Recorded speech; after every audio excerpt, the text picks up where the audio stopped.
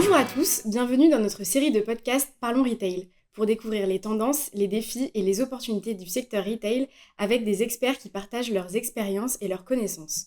Aujourd'hui, nous allons aborder le sujet de données produits et référentiels uniques avec Fethedine Kezouit, manager chez Univers Retail et spécialiste de la data produit. Bonjour Fethedine, comment vas-tu ? Bonjour Alexandre, ça va très bien, merci. Super. Alors déjà, dans un premier temps, j'aimerais que tu te présentes. Bon alors, Fethedine Kezouit, je suis consultant senior, j'ai 30 années d'expérience dans le retail, donc je me considère comme un expert du retail. Ma particularité, c'est de connaître parfaitement bien les processus métiers, d'avoir une excellente compréhension, je pense, des contraintes techniques et de maîtriser la conduite de projet. Depuis 8 années, je travaille avec Univers Retail et j'accompagne les DSI des leaders de la grande distribution comme Leclerc, Intermarché et beaucoup d'autres. Ok, les acteurs du retail donc. Merci pour cette présentation. Déjà, dans un premier temps, on va parler enjeux data produit, enjeux acquisition. Avant de parler de référentiel, quels sont les enjeux de la donnée produit aujourd'hui ? Ce qu'il faut bien comprendre tout de suite, c'est que la donnée, c'est une ressource pour l'entreprise. Donc maîtriser la donnée de l'entreprise garantit son bon fonctionnement et notamment le bon fonctionnement de toute la chaîne de valeur. La donnée, elle est multiple, elle est diverse, elle est dynamique et elle est présente dans la structure de l'organisation de l'entreprise. Euh, tout ce que l'on fait au quotidien en réalisant ces tâches, ça consomme et ça génère de la donnée pour l'entreprise. Mhm. Le référentiel est la donnée sur laquelle l'entreprise pourra se baser en toute fiabilité, car elle est référencée, contrôlée, qualifiée, validée par les processus de l'entreprise. D'accord. Et dans ces cas-là, qu'est-ce qu'un référentiel unique et en quoi il répond du coup à ces enjeux d'acquisition de données ? Ouais, c'est une grande question. Un référentiel unique, hein, si on peut le définir, c'est l'ensemble des informations maîtrisées et détenues par une organisation pour assurer son activité.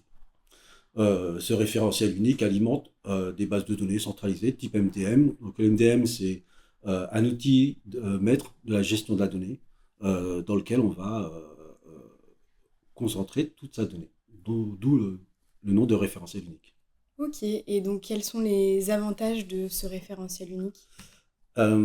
J'ai un peu réfléchi à cette question et en me disant comment je vais l'aborder. Et ce que je me suis dit, c'est que peut-être que pour comprendre les avantages d'un référentiel unique, en fait, il faut d'abord décrire la situation de la gestion de la donnée dans les organisations dépourvues de Master Data Management, de Mhm. MDM. Dans ces organisations-là, la donnée, elle est parcellisée, elle est cloisonnée, elle est très souvent non gouvernée. Et une même donnée, par exemple, elle va être produite par plusieurs sources. Ce qui veut dire qu'un consommateur de la donnée peut recevoir, et c'est d'ailleurs souvent le cas, peut recevoir des valeurs contradictoires pour une même donnée. Donc effectivement, le référentiel unique, lui, vient résoudre tous ces biais. Euh, Dans le sens où il est à la fois le seul producteur de la donnée et le seul diffuseur. Et c'est ça tout l'intérêt du référentiel unique. Il est là vraiment tout l'intérêt du référentiel unique. Deux consommateurs vont recevoir exactement les mêmes valeurs pour une donnée. La donnée, elle est gouvernée, au sens où les responsabilités de cette donnée-là, création, modification ou même archivage, les rôles sont bien définis sur les propriétaires de la donnée. Un, un référentiel unique regroupe l'ensemble des données de l'organisation et également l'ensemble des sources de données. Que ça vienne du e-commerce, des boutiques, du CRM, de logiciels de compta finance, des ERP, de la gestion de production, etc., etc. Ok, donc s'il y a du coup plusieurs acteurs et plusieurs départements concernés par ce référentiel, comment on peut bien se préparer à mettre en place un référentiel unique? Est-ce qu'il y a des questions à se poser? Est-ce qu'il y a des requirements à se poser avant de mettre en place un référentiel? Quelle cible pour un MDM et quelle typologie d'entreprise également? Donc bon, effectivement, tu as raison. Il y a tout un cheminement de questionnement par lequel il faut passer pour se lancer dans un projet de référentiel unique. Euh, Tout d'abord, il faut bien prendre conscience de l'importance de la qualité des données de référence de l'entreprise. Clients, fournisseurs, articles, voilà, j'en passe. Euh, quand on l'a compris, euh, qu'elles sont notamment, que cette donnée-là, notamment, va être consommée par différentes applications, différents métiers, avec des contraintes différentes, forcément. La mise en place d'un référentiel unique devient un objectif stratégique pour l'entreprise. C'est structurant pour l'entreprise. C'est en ça que je dis que c'est un objectif stratégique. Euh, Qu'est-ce que je souhaite pour mon entreprise? Je veux centraliser l'ensemble des données de référence de l'entreprise à un seul endroit, dans une seule application. Je veux gérer l'ensemble des cycles de vie de la donnée. Création, modification, archivage. En général, on ne supprime pas de la donnée. Je veux diffuser, partager cette donnée avec l'ensemble des applications de moi aussi. Et donc aussi des acteurs métiers qui sont derrière. Et je veux sécuriser mon référentiel. Euh, donc la mise en place d'un référentiel unique des données concerne l'entreprise, concerne les entreprises de toute taille, de tout secteur, notamment parce que la législation les obligeant aujourd'hui à avoir des éléments de qualité et de traçabilité de leurs données. Ok. Tout à l'heure, tu nous parlais des avantages d'un référentiel unique, mais est-ce que maintenant tu peux nous donner peut-être les difficultés de mise en place d'un MDM? Quels conseils tu donnes aux entreprises du secteur retail qui cherchent à mettre en place un référentiel unique ou justement qui se posent la question de son intérêt pour améliorer notamment la collecte des données produits? La mise en place d'un référentiel unique, peut-être son nom ne le dit pas, mais euh, cette mise en place, elle est très technique. Elle est très technique et elle nécessite vraiment des équipes qui sont rompues à l'exercice de la mise en place d'un référentiel unique. Mais pas seulement. Pas seulement des équipes techniques. Il faut aussi envisager de façon très transverse dans l'entreprise et embarquer dans le projet notamment tous les métiers. Tous Mhm. les métiers qui consomment cette donnée. Elle doit être alignée vraiment avec le contexte et les enjeux de l'entreprise. Euh, Notamment, il faut balayer tout le spectre, tous les aspects de cette donnée-là, donc administration, donc support de type de données, outils de modélisation, dictionnaire de données, son exposition aussi, des vues unifiées, des mécanismes d'export des données, son stockage forcément, donc dans des systèmes de gestion de base de données, SGBD, interne ou externe, cloud, serveur dédié propriétaire, voilà ce type d'infrastructure. Forcément aujourd'hui la sécurité, qui est un élément évidemment très important pour cette donnée. La donnée elle a une valeur, il faut la sécuriser.